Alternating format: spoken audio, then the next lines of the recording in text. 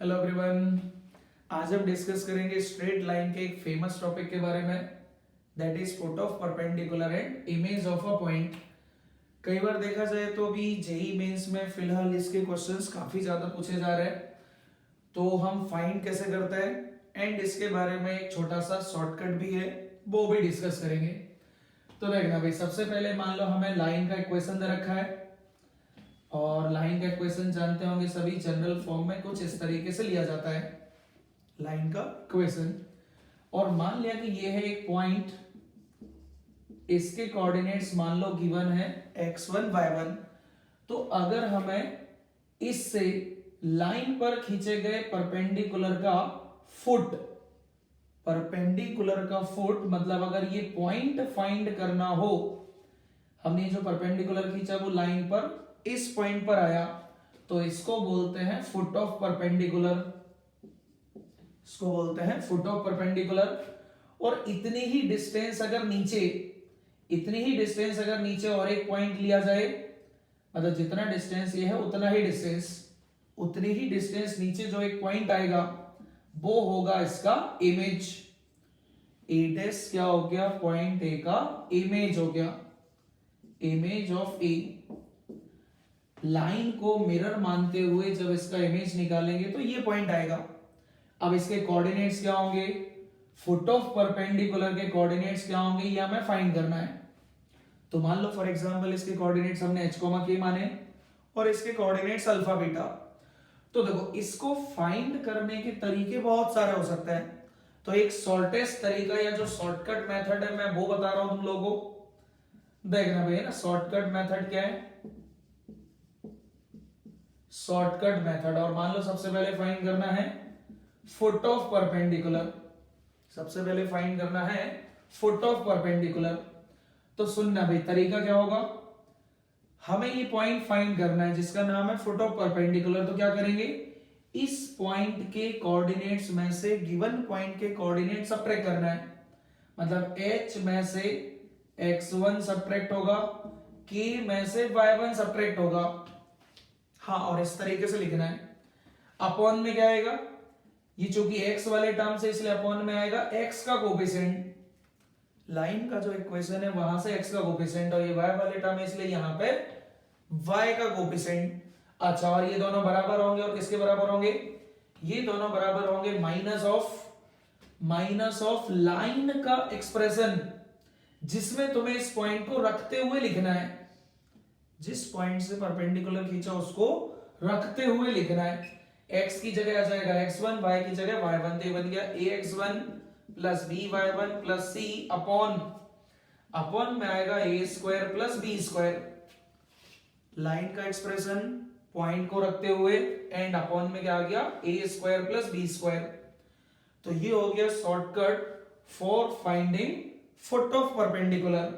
अच्छा, ये वाला जो वैल्यू होगा ये एक फिक्स्ड वैल्यू होगा, तो हम जब इस टर्म को इससे इक्वेट करेंगे तो h आ जाएगा, इस टर्म को इससे इक्वेट करेंगे तो k आ जाएगा।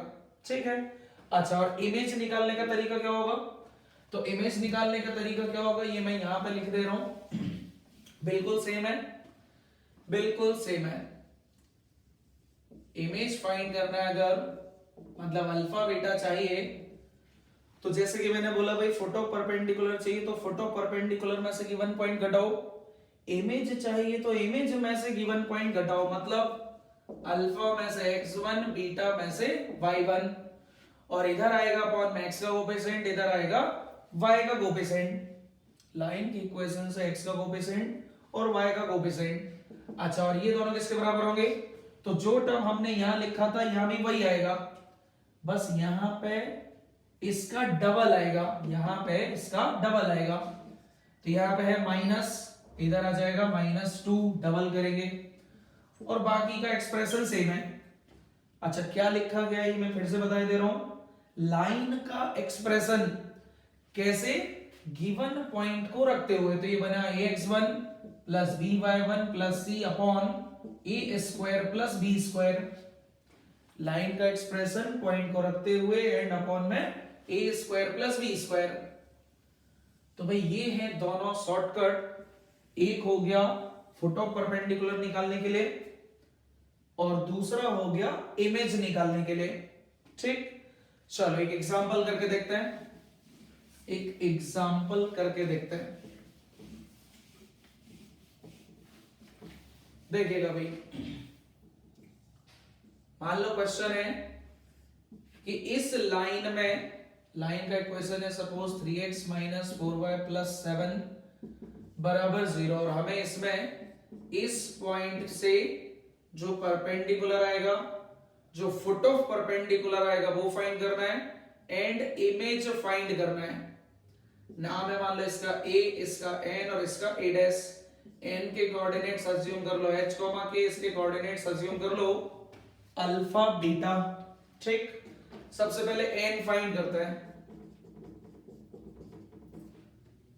तो इसके लिए क्या करेंगे, गिवन पॉइंट में से, सॉरी जो फाइंड करना है उसमें से गिवन पॉइंट घटाएंगे। तो h में से 1 सब्ट्रैक्ट होगा, k में से -2 सब्ट्रैक्ट होगा, और अपॉन में आ जाएगा इधर अपॉन में x का कोएफिशिएंट, इधर अपॉन में y का कोएफिशिएंट बराबर माइनस। अब फिर क्या आएगा, लाइन का एक्सप्रेशन। अच्छा ध्यान रखिएगा सारे टर्म लेफ्ट हैंड साइड होना चाहिए। हाँ, देन लेफ्ट हैंड साइड वाला एक्सप्रेशन, लाइन का एक्सप्रेशन एंड पॉइंट को रखते हुए, तो 3 into 1 x की जगह 1 माइनस 4 into y, y की जगह -2 प्लस 7, और अपॉन में a square plus b square, a square plus b square है ना, ऐसा आएगा। इसका वैल्यू निकाल लो। और कितना हो गया, 3 + 8 + 7 18, 3 + 8 + 7 18, अपॉन में आ जाएगा 16 और 9 25 है ना भाई, इस तरीके से वैल्यू आएगा। तो h - 1/3 और k + 2/-4 दोनों के दोनों -18/25 के बराबर होंगे। तो भाई जब तुम इसको इससे इक्वेट करोगे h आ जाएगा, इसको इससे इक्वेट करोगे तो k आ जाएगा। तो n पॉइंट क्या आएगा ये लिख सकते हैं। हाँ भाई h का वैल्यू कितना आएगा, तो पहले इसमें 3 का मल्टीप्लाई -54/25 एंड 1 ऐड कर देना। तो जैसे ही 1 ऐड करोगे ऊपर कितना आ जाएगा, इधर -29/25 आ जाएगा, -29/25। हाँ कैलकुलेशन भाई चेक कर लीजिएगा, वैसे तो सही की है, आप एक बार क्रॉस चेक कर लीजिएगा। हाँ भाई k का वैल्यू निकालेंगे तो क्या हो जाएगा, इससे पहले -4 का मल्टीप्लाई तो हो जाएगा 72/25, देन 2 क्या होगा सब्ट्रैक्ट किया जाएगा 22/25, 22/25। ठीक है, इस तरीके से। तो ये आ गया फुट ऑफ परपेंडिकुलर। अच्छा इमेज निकालना हो तो, अच्छा और ये डिस्टेंस बराबर होती है, तो इमेज निकालने के लिए भी शॉर्टकट ये है, या फिर हम ये भी कर सकते हैं कि ए डैश का ए डैश सेगमेंट जो है उसका मिड पॉइंट होगा, ये ए डैश का मिड पॉइंट होगा, तो मिड पॉइंट वाला कॉन्सेप्ट भी लगा सकते हैं, हालांकि इससे भी निकाल सकते हैं। तो मैं अभी तो भाई इसी से निकाल दे रहा हूं जो कॉन्सेप्ट हमने डिस्कस किया है अभी, जिसको हम शॉर्टकट बोल रहे हैं। तो अगर इमेज निकालना होगी तो कुछ इस तरीके से आएगा, जो इमेज अज्यूम कर रखी है उसमें से गिवन पॉइंट घटाओ, तो अल्फा में से 1 घटेगा, बीटा में से -2 घटेगा, इधर अपॉन में x का कोएफिशिएंट, इधर अपॉन में लाइन की इक्वेशन से इधर अपॉन में x का कोएफिशिएंट, इधर अपॉन में y का कोएफिशिएंट बराबर -2, और यही सेम एक्सप्रेशन आएगा भैया ना। तो इसका वैल्यू क्या बनेगा अपन जानते हैं, जो ब्रैकेट के अंदर लिखा उसका वैल्यू बनेगा 18/25, नहीं तो पूरा फिर से लिख सकते हैं लाइन का एक्सप्रेशन पॉइंट को रखते हुए, है ना। तो यही का यही आ जाएगा, जिसका वैल्यू 18/25, तो मैंने डायरेक्ट लिख दिया। हाँ भाई अभी अल्फा और बीटा निकाल लो, तो इसको इससे इक्वेट करो। सबसे पहले 3 का मल्टीप्लाई तो -108/25 प्लस 1 है ना, 1 ऐड हो जाएगा, और बीटा का वैल्यू तो पहले -4 का मल्टीप्लाई 124/25 -2, तो इधर अल्फा आ गया। अब इसमें से सॉल्व करो इसको, तो यह आ जाएगा 83 माइनस में अपॉन 25, और बीटा का वैल्यू 94 शायद, हाँ 144 में से 50 घटा लेना, सही है, 94/25 आ गया। तो भाई इमेज हमें मिल गई -83/25, 94/25। और यहां तो मैंने दोनों निकाल दी। क्वेश्चन में अगर कोई से एक पूछा होगा तो अपन केवल वो निकाल देंगे। इमेज पूछा होगा तो सीधा इमेज निकालेंगे, फुट ऑफ परपेंडिकुलर पूछा होगा तो फुट ऑफ परपेंडिकुलर।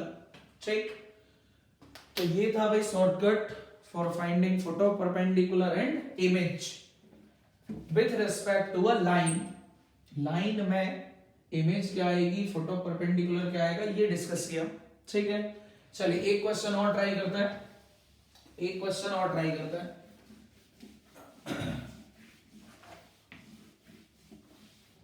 हाँ, क्वेश्चन ये है कि एक लाइन है 3x माइनस वाई प्लस 1 बराबर 0। एक लाइन है 3x माइनस वाई प्लस 1 बराबर 0। ठीक है, एंड यहां से एक रे आती है ना, सपोज रे आती है 3,7 से। एक रे है जो इस पॉइंट से होकर आती है, इस पॉइंट से आती है और इस लाइन से रिफ्लेक्ट हो जाती है ना। इस पॉइंट से ये रे आई, इस लाइन से रिफ्लेक्ट हो गई और मान लो ये रिफ्लेक्ट होते हुए गई किस पॉइंट से, 2,10 से, 2,10 से गई।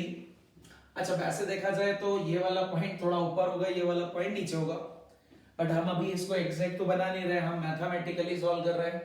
तो पॉइंट कहीं भी बना लो, सॉल्व करने से आंसर हमें सेम मिल जाएगा, सही मिल जाएगा।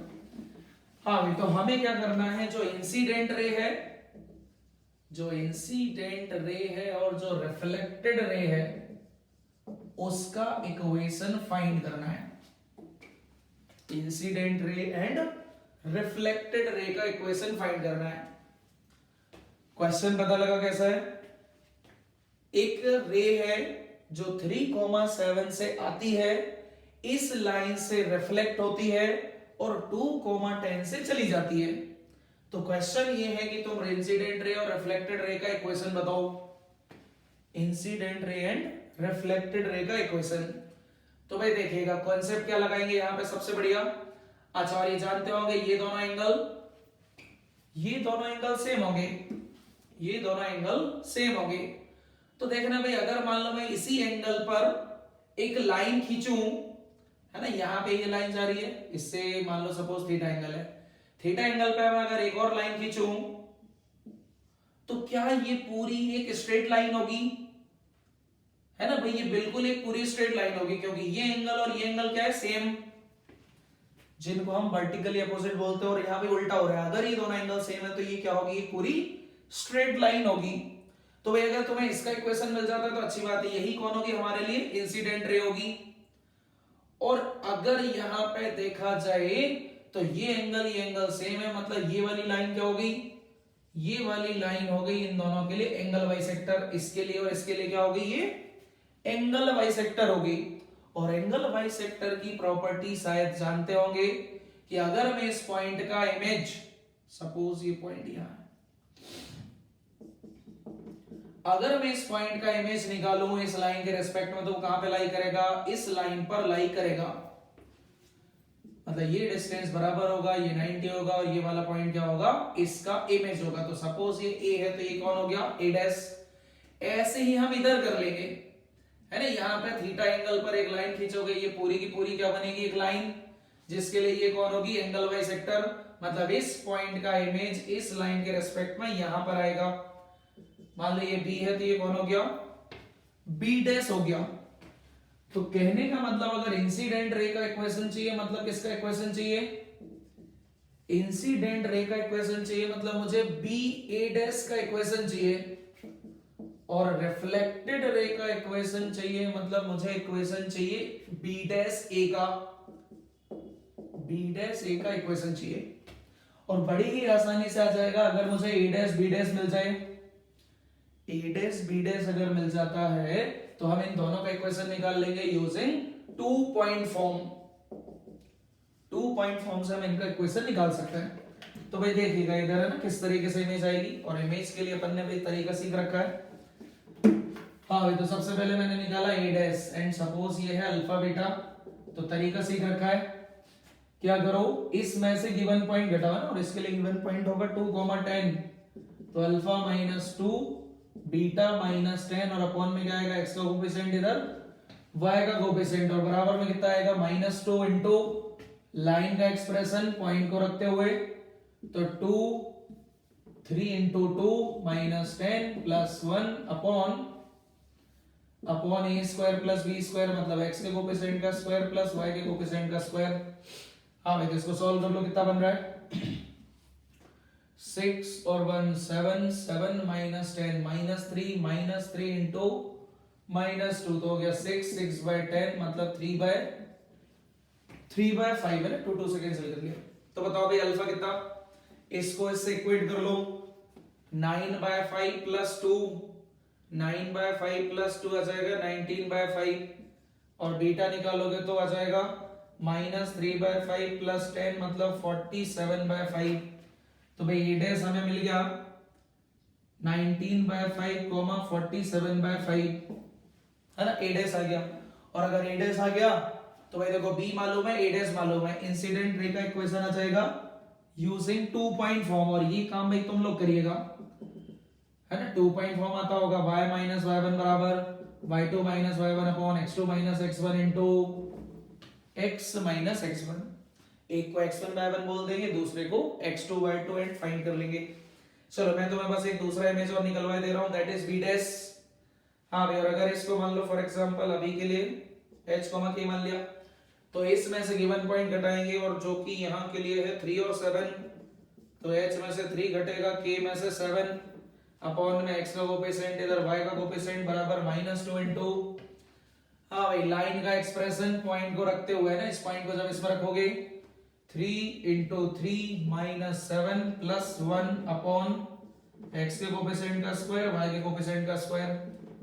हाँ ये 10 बनेगा और ये 2 से कैंसिल करो तो नीचे तो 5 हो जाएगा, ऊपर आ गया 9 प्लस 1 10 10 माइनस 7 3 और माइनस तो -3।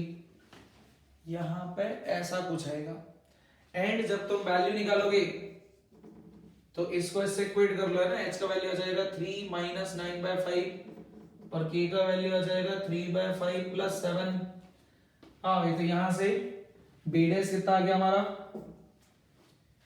h k और h का वैल्यू आ जाएगा 15 माइनस 9 6 बाय 5 और k आ जाएगा 35 और 3 38 बाय 5। ठीक है ना, तो भाई हमने b डैश निकाल दिया तो b डैश और a की मदद से क्या आ जाएगा रिफ्लेक्टेड रे का इक्वेशन आ जाएगा। ठीक, तो इसी तरह के क्वेश्चंस मेंस में भी हाल ज्यादातर पूछे जा रहे हैं, इस तरह के क्वेश्चन प्रैक्टिस कर लीजिएगा एंड आई होप ऐसे क्वेश्चन एक आध दो हमें मिल जाएंगे। ठीक, चलिए नेक्स्ट वीडियो में अपन दूसरे चैप्टर डिस्कस करेंगे।